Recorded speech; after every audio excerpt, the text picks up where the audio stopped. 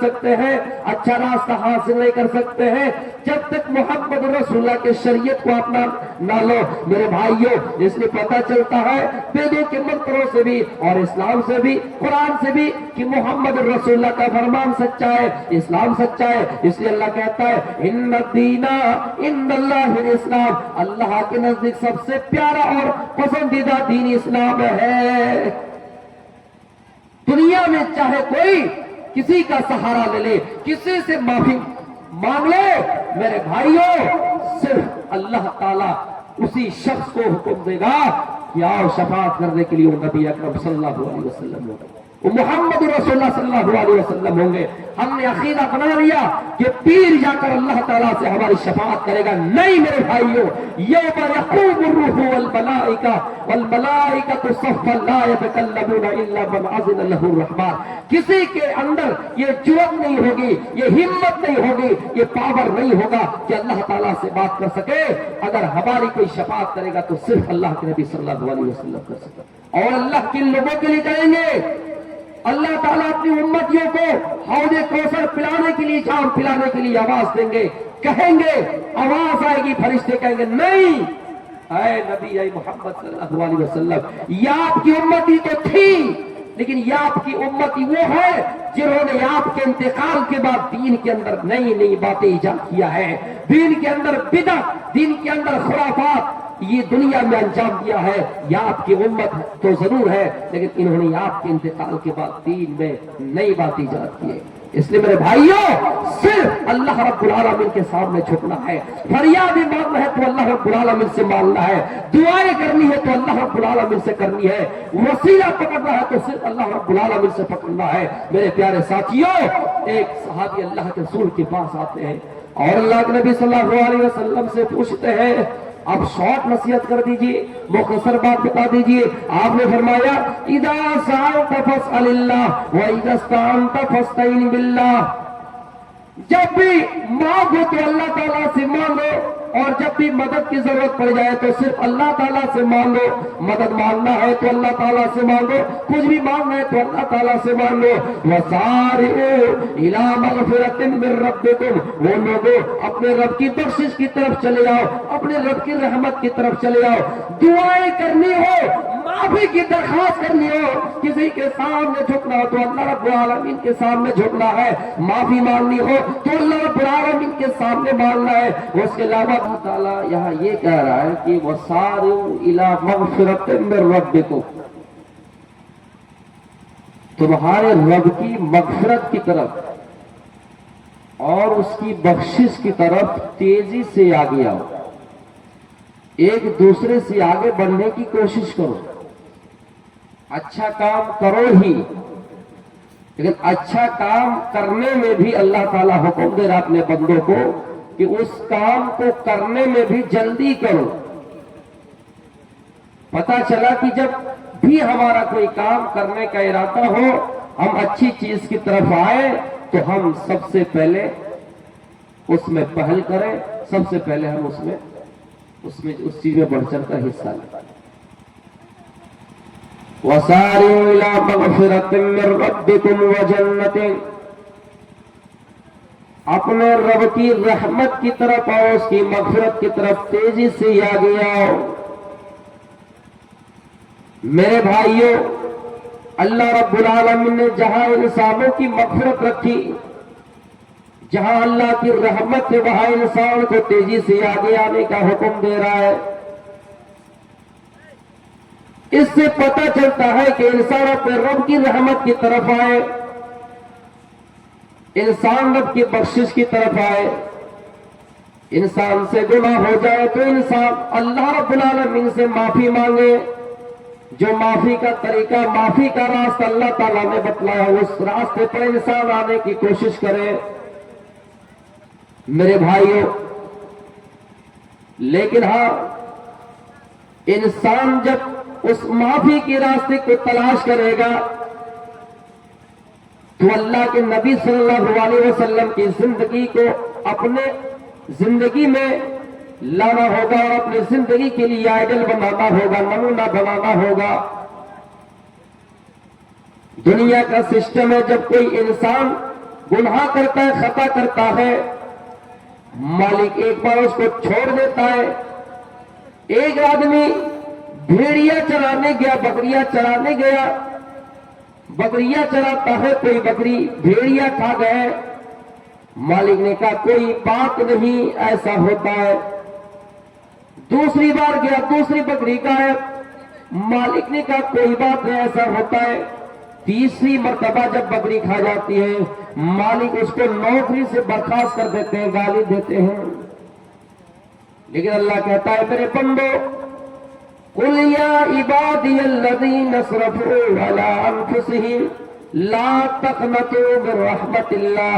ऐ मेरे बंदो, जिन्होंने अपने नफ्स पर गुनाह किया है, जिन्होंने अपने नफ्स पर जुल्म किया है, ला तक़नतू मिन रहमतिल्लाह, अल्लाह की रहमत से कभी मायूस मत होना, अल्लाह की रहमत से कभी मायूस मत होना। लेकिन बंदा अपने रब की तरफ आ ही नहीं रहा है। अल्लाह के नबी सल्लल्लाहु अलैहि वसल्लम फरमाते हैं, जब बंदा अपने मालिक के दरवाजे में आता है, मालिक के चौखट में आता है, मालिक के पास चल के आता है, जब एक बार इस बंदा अल्लाह से करीब होता है तो अल्लाह ताला एक हाथ उस बंदे से करीब होता है। जब बंदा पैदल चल के आता है तो अल्लाह ताला उस बंदे के पास दौड़ के आता है। अल्लाह कहता है मेरे बंदो, मांगो माफी, मैं तुम्हें माफ करने वाला हूं, मैं तुम्हारे गुनाहों को माफ करने वाला हूं। लेकिन बंदा हकीकत में अपने मालिक को पहचान नहीं पाया, बंदा हकीकत में अपने मालिक को ठुकरा दिया, अपने मालिक को भूला बैठा। मेरे भाइयों, एक कुत्ता पालने वाला इंसान जब कुत्ता पालता है तो कुत्ता अपने मालिक को पहचान लेता है। एक बिल्ली पालने वाला इंसान, बिल्ली उस मालिक को पहचान लेती है। एक बंदर पालने वाला इंसान बंदर को जैसे नचवाता है कि हाँ ससुराल जाकर दिखाओ तो बंदर खुशी खुशी जाता है। बीवी नाराज हो जाए तो चेहरा कैसे बनाया जाता है, बंदर दिखाता है आपको। एक बंदर भी अपने मालिक के इशारे पे काम करता है। लेकिन वहां इंसान, हमने अल्लाह रब्बुल आलमीन से कहा था कि अल्लाह हम तेरी ही इबादत करेंगे, लेकिन आज हमने अल्लाह रब्बुल आलमीन को भूला बैठा, अल्लाह रब्बुल आलमीन की तरफ हम आ नहीं रहे। मेरे प्यारे साथियों, वसारिउ इला मग़फ़िरतिम मिन रब्बिकुम, अपने रब की बख्शिश की तरफ ही तो नहीं आना है। इंसान से गुनाह हो जाए, गलतियां हो जाए, खता हो जाए, कोई बड़ी बात नहीं है। अल्लाह के नबी सल्लल्लाहु अलैहि वसल्लम हदीस में फरमाते हैं, कुल्लु बनी आदम खत्ताउन व खैरुल खत्ताईन अत-तव्वाबून। हर इंसान खताकार है, हर इंसान गुनहगार है। सबसे बेहतरीन खताकार वो है जो गुनाह करने के बाद तौबा कर ले। आपको यहां से पटना जाना है, पटना जाते वक्त रास्ते में बहुत से ऐसे अड्डे आपको मिले जहां पे जिना हो रहे हैं, जहां पे सूदखोरी, जहां पे सट्टे लोग लगा रहे हैं, जहां पे लोग प्याज का काम कर रहे हैं। बहुत जगह ऐसी है जहां रंगीन जगह है। मेरे भाइयों, दुनिया का मतलब है कि दुनिया गुनाहों से बिछे हुए है, दुनिया गुनाहों के जाल है। आपको कदम कदम पे चलना है और गुनाहों से बच बच कर चलना है। दुनिया मेरे भाइयों गुनाहों से भरी पड़ी है। आप जहां जाइए वहां आपको गुनाह के अड्डे मिलेंगे, लेकिन मेरे भाइयों आपको बच बच कर चलना है। जिस तरह कांटेदार झाड़ी हो और आपको उसमें चलना भी हो, मेरे भाइयों उस कांटा से बचने के लिए आप पैर में जूता पहन लेंगे, अपने जिस्म में मोटी चादर ओढ़ लेंगे, अपने जिस्म में लोहे का कपड़ा, लोहे का प्रेस लगा लेंगे। आप जितना बचने की कोशिश कीजिए, आपके पैर में कांटा एक तो चुभेगा ही, आपके जिस्म में लगेगा ही। इसी तरह मेरे भाइयों, ये दुनिया गुनाहों से भरी पड़ी है। आप यहां से बच के कटिहार चले गए, वहां पर आपको लोगों ने गुनाह की तरफ बुलाया, आपने कहा नहीं नहीं हम यहाँ गुनाह नहीं करेंगे। आप पटना गए, वहां पर आप गुनाहों से बच गए। आप दिल्ली के अंदर गए और वहां कोई गुनाह कर लिया। जिस तरह कांटा पैर में चुभ जाए उसका इलाज डॉक्टरों के पास होता है, उसी तरह दुनिया में गुनाहों से बच बच कर चलने के बावजूद अगर कोई गुनाह हो जाए तो اللہ تعالیٰ قرآن میں فرماتا ہے یا ایھا آمنو، اے ایمان والو، توبو الی اللہ توبۃ نصوحا، اے ایمان والو جنہوں نے غلطیاں کر ڈالی، جن سے غلطیاں ہو گئی، اے ایمان والو اللہ کے پاس جھک جاؤ، توبہ کرو، اور ایسی توبہ کرو، خالص توبہ کرو کہ اللہ تعالیٰ تم سے راضی ہو جائے۔ تو میرے پیارے ساتھیو، وَسَارِعُوا إِلَىٰ مَغْفِرَةٍ مِّن رَّبِّكُمْ، اپنے رب کی رحمت کی طرف، اپنے رب کی مغفرت کی طرف اور اپنے رب کی رحمت کی طرف وہ تیزی سے آگے آؤ، اپنے رب کی طرف تیزی سے آگے آؤ۔ لیکن ہم نے اور آپ نے اللہ کو چھوڑ کر غیر اللہ کو اپنا شریک مان لیا۔ میرے پیارے ساتھیوں، مسلمانوں میں بھی بہت سارے ایسے لوگ ہیں جو غلطیاں کرنے کے بعد دوسروں کے پاس جایا کرتے ہیں اور ان سے غلطیاں معاف کراتے ہیں۔ میرے بھائیوں، اور دنیا میں نہ جانے کس کس لوگوں کا، کن کن لوگوں کا سہارا لیتے ہیں، وسیلہ لیتے ہیں۔ میرے پیارے ساتھیوں، اللہ کے نبی صلی اللہ علیہ وسلم سے ابو ہریرہ رضی اللہ تعالیٰ عنہ پوچھتے ہیں، اے اللہ کے نبی، من اسعد الناس بشفاعتک یوم القیامہ، قیامت کا دن ہوگا، آپ کی شفاعت کن کو نصیب ہوگی؟ آپ کس کے لیے جنت میں سفارش کریں گے؟ آپ کن لوگوں کے لیے جنت کی سفارش کریں گے؟ اللہ تعالیٰ سے کہیں گے یا اللہ یہ ہماری امت ہے، یہ ہماری جماعت کے لوگ ہیں۔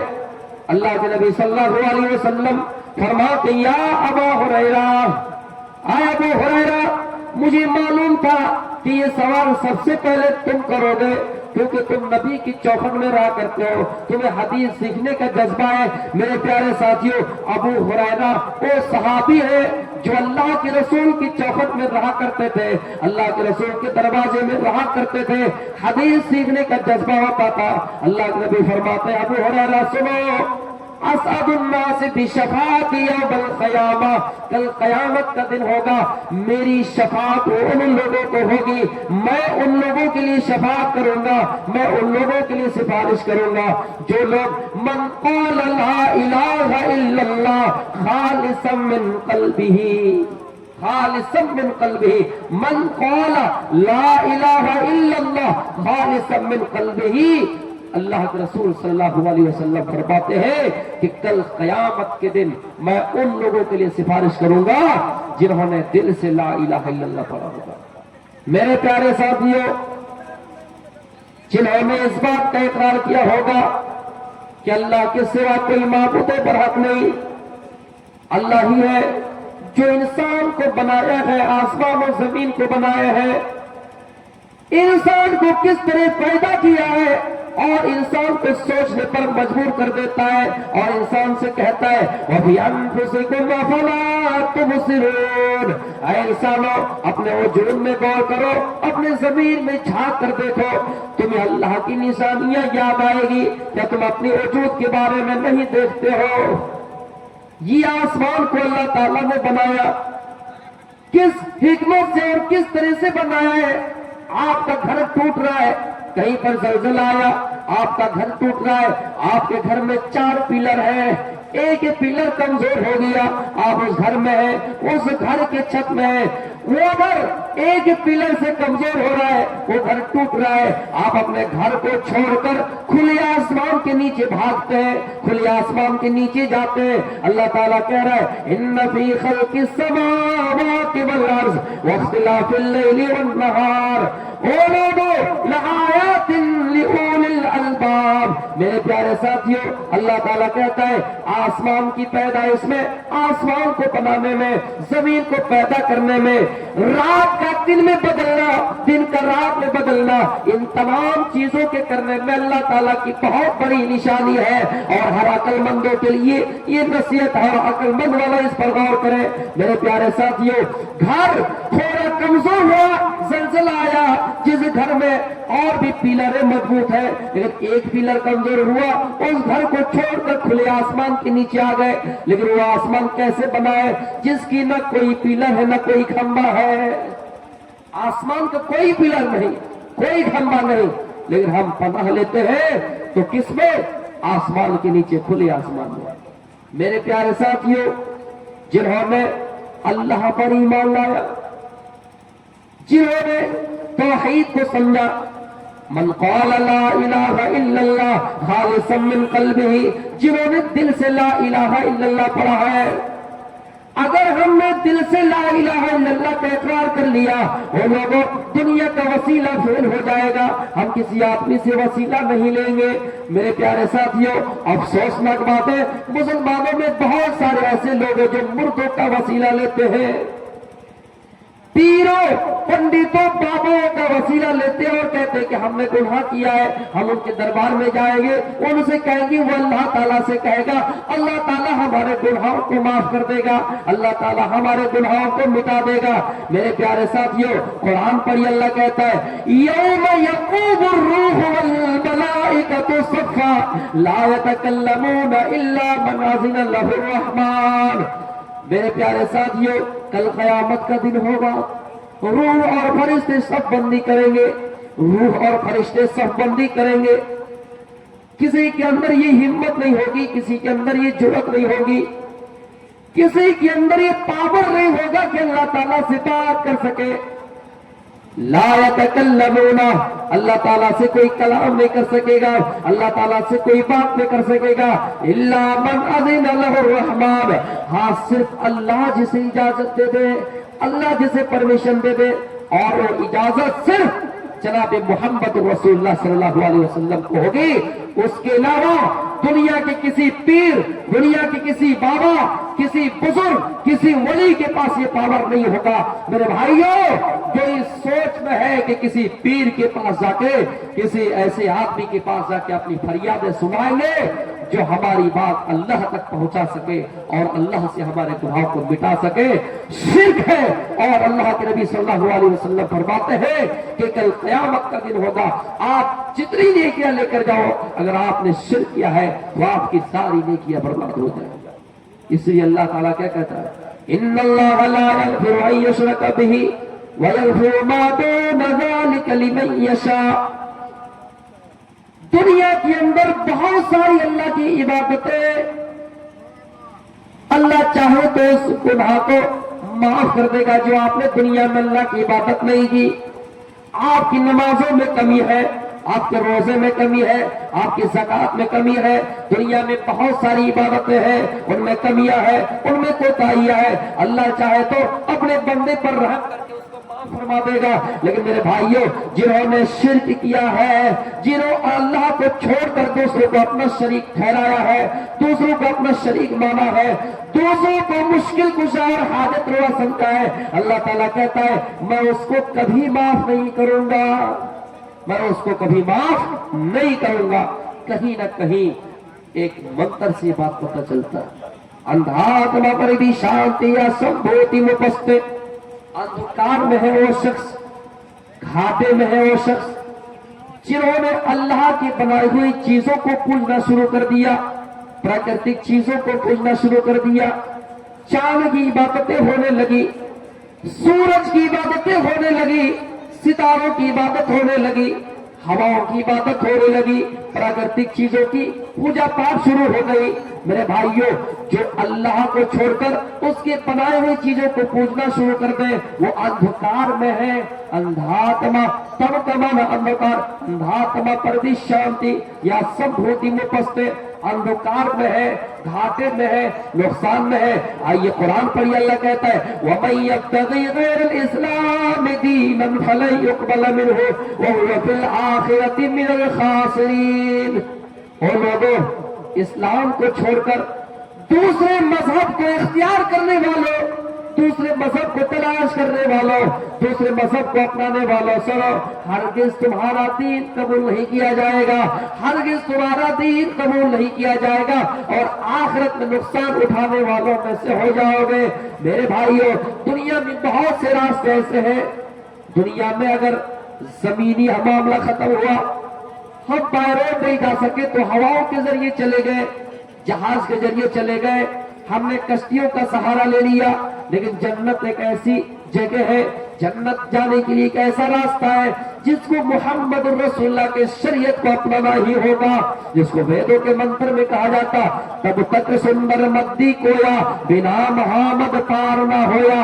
میرے بھائیو، اگر محمد رسول اللہ کا راستہ کو فالو نہیں کریں گے، سندر راستہ آپ کو نہیں ملے گا۔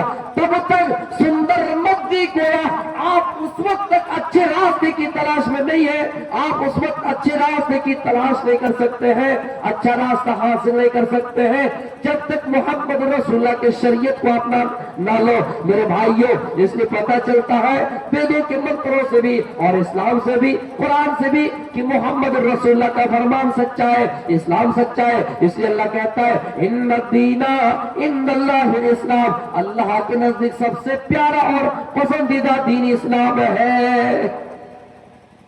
دنیا میں چاہے کوئی کسی کا سہارا لے لے، کسی سے معافی مانگ لے، میرے بھائیوں، صرف اللہ تعالیٰ اسی شخص کو حکم دے گا کہ آؤ شفاعت کرنے کے لیے وہ نبی اکرم صلی اللہ علیہ وسلم ہوگا، وہ محمد رسول اللہ صلی اللہ علیہ وسلم ہوں گے۔ ہم نے عقیدہ بنا لیا کہ پیر جا کر اللہ تعالیٰ سے ہماری شفاعت کرے گا، نہیں میرے بھائیوں، یوم یقوم الروح والملائکۃ صفا لا یتکلمون الا من اذن له الرحمن۔ کسی کے اندر یہ جرأت نہیں ہوگی، یہ ہمت نہیں ہوگی، یہ پاور نہیں ہوگا کہ اللہ تعالیٰ سے بات کر سکے۔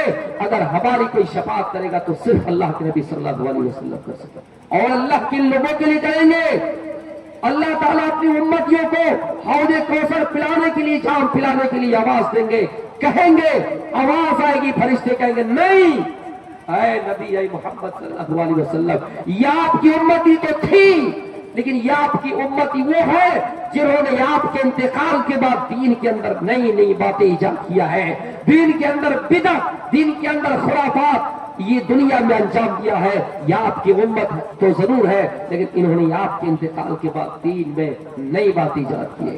اس لیے میرے بھائیوں، صرف اللہ رب العالمین کے سامنے جھکنا ہے، فریاد مانگنا ہے تو اللہ رب العالمین سے مانگنا ہے، دعائیں کرنی ہے تو اللہ رب العالمین سے کرنی ہے، وسیلہ پکڑنا ہے تو صرف اللہ رب العالمین سے پکڑنا ہے۔ میرے پیارے ساتھیوں، ایک صحابی اللہ کے رسول کے پاس آتے ہیں اور اللہ کے نبی صلی اللہ علیہ وسلم سے پوچھتے ہیں، اب شارٹ نصیحت کر دیجئے، مختصر بات بتا دیجئے۔ آپ نے فرمایا اذا سألت فاسأل اللہ واذا استعنت فاستعن باللہ، جب بھی مانگو تو اللہ تعالیٰ سے مانگو، اور جب بھی مدد کی ضرورت پڑ جائے تو صرف اللہ تعالیٰ سے مانگو۔ مدد مانگنا ہے تو اللہ تعالیٰ سے مانگو، کچھ بھی مانگنا ہے تو اللہ تعالیٰ سے مانگو۔ وَسَارِعُوا إِلَىٰ مَغْفِرَةٍ مِّن رَّبِّكُمْ، وہ لوگوں اپنے رب کی بخشش کی طرف چلے آؤ، اپنے رب کی رحمت کی طرف چلے آؤ۔ دعائیں کرنی ہو، معافی کی درخواست کرنی ہو، کسی کے سامنے جھکنا ہو تو اللہ رب العالمین کے سامنے جھکنا ہے، معافی مانگنی ہو تو اللہ رب العالمین کے سامنے مانگنا ہے۔ اس کے علاوہ دنیا میں کوئی ایسی چیز نہیں جو آپ کو وہ چیز دے سکے۔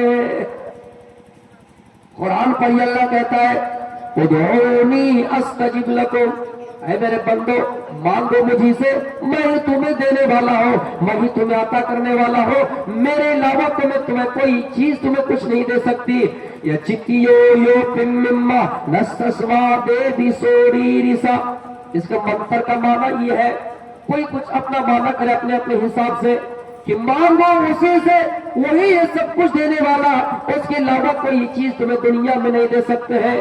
اس لیے میرے بھائیوں، اگر جھکنا ہے تو اللہ رب العالمین کے سامنے جھکنا ہے، مانگنا ہے تو اللہ رب العالمین سے مانگنا ہے۔ اللہ تعالیٰ کہتا ہے میں غفور الرحیم ہوں، میں اپنے بندوں کو معاف کرنے والا ہوں، میں اپنے بندوں پر رحم کرنے والا ہوں۔ لیکن بندہ میرے چوکھٹ پہ تو آئے ہی صحیح، میرے بندہ میرے پاس آئے ہی تو صحیح، لیکن اے میرے بندو، اللہ کہتا ہے میرے بندے تم مجھے ٹھکرا دیو، مجھے بلا دیو۔ اللہ کہتا ہے آؤ میرے چوکھٹ پہ، آؤ میرے دروازے پہ۔ اللہ اپنی رحمت لے کر گھومتا ہے، اللہ اپنی رحمت لے کر معاف کرنے کے لیے بندوں کی تلاش میں فرشتوں کو لگاتا ہے اور کہتا ہے فرشتوں دیکھو کون بندہ ہے جو روئے زمین میں مجھے یاد کر رہا ہے، کون بندہ ہے جو مجھے روئے زمین پہ یاد کر رہا ہے۔ لیکن میرے بھائیوں، سوال یہ پیدا ہوتا ہے کہ بہت سے لوگوں کا ایمان کمزور ہے، وہ یہ کہتے کہ ہم نے دیکھا ہے باپ انتقال کر گیا، دادا انتقال کر گیا، آج تک کوئی واپس نہیں آیا، پتہ نہیں مرنے کے بعد اللہ ہوگا یا نہیں۔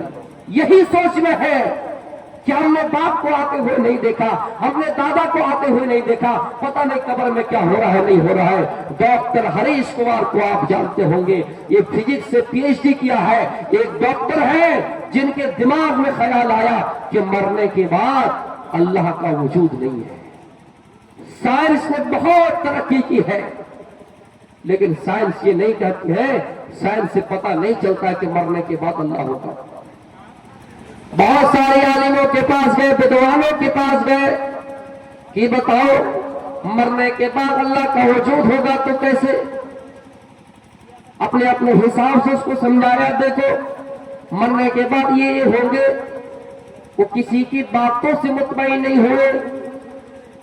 ڈاکٹر ذاکر نائک کے بارے میں کسی نے بتایا کہ ہاں ڈاکٹر ذاکر نائک اسلام مذہب میں ایک اسلامی اسکالر ہے, بہت اچھے جانکار اچھی جانکاری رکھتے ہو, اس کے پاس چلے جاؤ. ڈاکٹر ذاکر نائک کے پاس آتے ہوئے انسان, ڈاکٹر ہریش کمار ڈاکٹر ذاکر نائک کے پاس آتے ہیں. ڈاکٹر ذاکر نائک نے بہت ساری مثالیں دی, سمجھایا, لیکن ان کی باتوں سے بھی وہ مطمئن نہیں ہوا. ایک دن صبح کا ٹائم ہے, ایک سبزی فروش انسان کے پاس آئے. سبزی فروش انسان نے اپنی عادت کے مطابق کچھ باتیں شروع کر دی. ڈاکٹر ہریش کمار دیکھا کہ یہ اچھی آدمی نمازی ہے, اور ان کے سر پر ٹوپی ہے, چہرے پر داڑھی ہے. ڈاکٹر ہریش کمار اس کو اپنی عادت کے مطابق پوچھتے, بتاؤ تم دنیا میں اچھے کام کرتے ہو, نمازیں پڑھتے ہو, عبادت کرتے ہو, لیکن یہ بتاؤ مرنے کے بعد اگر اللہ کا وجود نہیں ہوا, مرنے کے بعد اگر پتا چلا کہ اللہ نہیں ہے, تو تمہاری نمازیں کہاں جائیں گی؟ تمہاری عبادت کرنے سے کیا فائدہ ہوگا؟ میرے بھائیو, ڈاکٹر ہریش کمار کو وہ سبزی بیچنے والا آدمی سمجھاتا ہے, کہا ڈاکٹر صاحب آپ کے پاس دو آپشن ہے, یہ کہ آپ یہ مان لیجئے کہ مرنے کے بعد اللہ نہیں ہوگا, مان لیجئے کہ آپ مرنے کے بعد اللہ نہیں ہوگا. دوسرا یہ کہ آپ مان لیجئے کہ اللہ ہوگا, اگر مرنے کے بعد پتا چلا کہ یہ اللہ نہیں ہے تو کوئی بات نہیں, ہم دونوں برابر ہو جائیں گے. دنیا میں اللہ تعالیٰ نے حرام کاموں سے منع کیا, ہم نے حرام کام نہیں کیا. نماز کی طرف بلایا, ہم نے نماز پڑھی. روزہ رکھنے کا ہم نے روزہ رکھا. دنیا میں ہم نے حرام سے بچ کر حلال کو اپنا لیا, اور تم اگر چاہو حلال اپناؤ حرام اپناؤ. یہ دنیا کی زندگی تو سب کے لیے ایک جیسا ہے. آج ہم یہاں ہیں, کل تم ہو, آج ہم نہیں ہیں, کل تم بھی نہیں ہوں گے. یہ دنیا کی زندگی تو سب کے لیے برابر ہے. ڈاکٹر ہریش کمار یہ بتاؤ کہ مرنے کے بعد اگر اللہ نہیں ہوا, مرنے کے بعد پتا چلا کہ اللہ نہیں ہے, تو ہم دونوں برابر ہو جائیں گے, کوئی بات نہیں. لیکن ڈاکٹر ہریش کمار سنو, اگر مرنے کے بعد اللہ کا پتا چل گیا اللہ ہے تو کون پھنسے گا؟ یہ جملہ کہنا تھا. ڈاکٹر ہریش کمار چیخ پڑے کہ ہاں صحیح بات ہے, اگر مرنے کے بعد اللہ کا پتا چل گیا, مرنے کے بعد اللہ کا وجود ہو گیا, تو پھر ہم پکڑے جائیں گے, ہم پھنس جائیں گے. اس نے میرے بھائیوں ڈاکٹر ہریش کمار کو بہت بڑے بڑے عالموں نے سمجھایا, بہت بڑے عالموں نے اس کو سمجھایا, لیکن کسی کی بات ان کے دماغ میں نہیں آئے. لیکن وہ سبزی بیچنے والا آدمی اس طرح سے سمجھایا, ڈاکٹر ہریش کمار اطمینان ہو گئے, وہ مطمئن ہو گئے, اور کہنے لگے کہ میں اب اسلام قبول کر لوں گا. میرے پیارے ساتھیوں, اور ڈاکٹر ہریش کمار اسلام لے آ جاتے ہیں. اللہ تعالیٰ نے جو بھی ہمیں کہا ہے کہ دنیا میں یہ کرو یہ نہ کرو, اگر مان کے چلیے اسلام میں سور حرام ہے, اللہ کے رسول نے منع کیا ہے, کتے کا گوشت کھانے سے منع کیا ہے, تو میرے بھائیوں دنیا میں میڈیکل سائنس آج بھی ہے اور چل بھی رہے. آپ پتہ لگا لیجئے کہ سور کھانے سے کیا نقصان ہے. شراب پینے سے اگر منع کیا گیا ہے تو آپ شراب کے بارے میں دیکھ لیجئے کہ شراب پینے سے انسان کس بیماری میں مبتلا ہوتا ہے, انسان کو کتنا نقصان کر سکتی ہے یہ شراب. میرے بھائیوں اسلام نے اگر کسی گندی چیزوں سے روکا ہے تو میرے بھائیوں پتہ کر لیجئے کہ اس میں فائدہ ہے یا کیا ہے. میرے پیارے ساتھیوں, اس لیے میرے بھائیوں دنیا میں اللہ کے اوپر یقین کر لینا کافی. بہت سے ایسے مسلمان بھی ہیں جو یہ یقین نہیں کرتے کہ مرنے کے بعد قیامت ہوگی, قبر میں رکھ دی جاتی ہے، آج تک کوئی قبر سے واپس نہیں آیا، پتہ نہیں قبر میں کیا ہوا نہیں ہوا، آج تک کسی نے قبر کا حال نہیں بتایا، قبر کی حالت نہیں بتائی۔ اتنا جان لیجیے قبر میں آپ کو رکھا جائے گا، یا پھر آپ زندے بھی ہوں گے، قیامت ہوگی، اور قیامت ہونا ضروری ہے۔